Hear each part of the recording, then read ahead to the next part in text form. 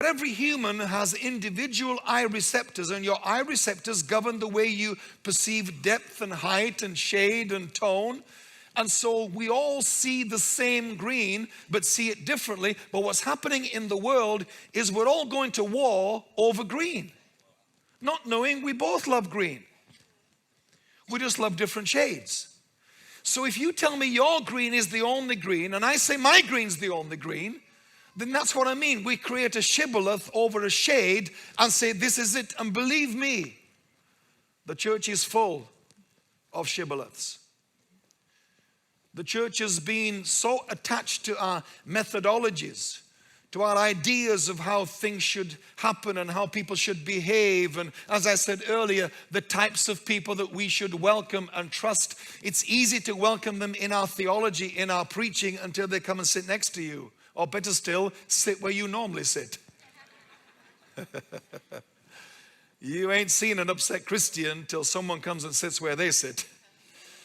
And I had that in my church. So the actual seat became a shibboleth.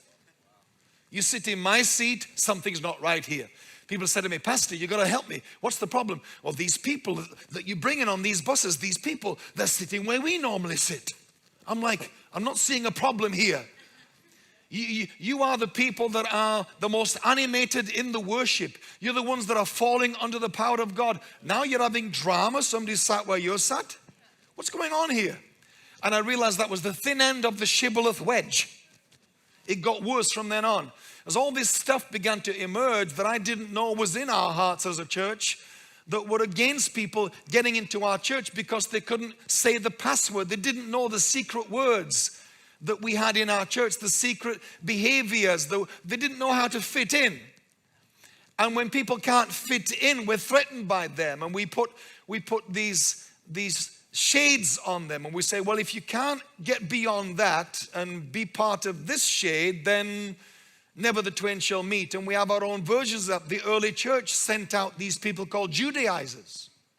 And the Judaizers went to Gentile territory and said, you can't be a proper Christian, you can't be accepted by God unless you do circumcision or keep certain rituals or you're going to commit and sign up to certain Jewish customs. And until you do that, you can't really be a born again person. And the Apostle Paul was outraged about that behavior. And it finished up in Acts 15 in a massive sit down called the Council of Jerusalem, where this all had to be sorted out because the Jews, the extreme Jews, were creating shibboleths. You know, shibboleths can be in-house jargon that an outsider doesn't feel part of. The house group leader said, welcome everybody tonight to our house group fellowship. I thought, what, are we in the Shire or what? Then this guy said, let us turn to the book, the epistle. He said the epistle. Let us turn to the epistle to the Ephesians. I'm like, what did he just say? What? And I'm looking around wondering, I'll just do what they all do. The epistle to the Ephesians. And because I was so raw and so genuine, and you lose that the longer you're in church, and you shouldn't.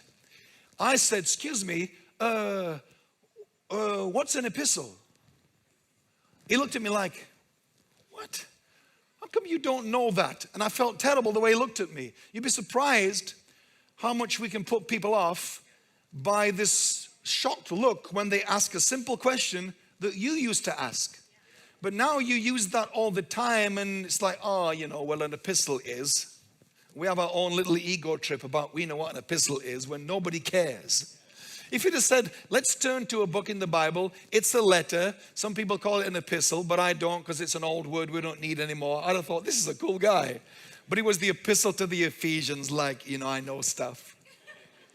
When I first went to a church service and the pastor got up and said, let's all turn to John. I'm like, where's John? Who's John? Why are we turning to him? Where is he? That's how ignorant I was. When the pastor spoke in tongues, because the pastor was West Indian, I thought it was like some, you know, Caribbean, West Indian, Jamaican language.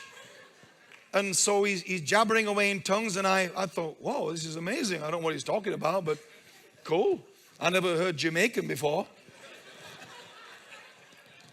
Seriously, talk about shibboleths that could have wiped me out. Hundreds of them. I did not know, seriously, I did not know that this man's first name was not Pastor.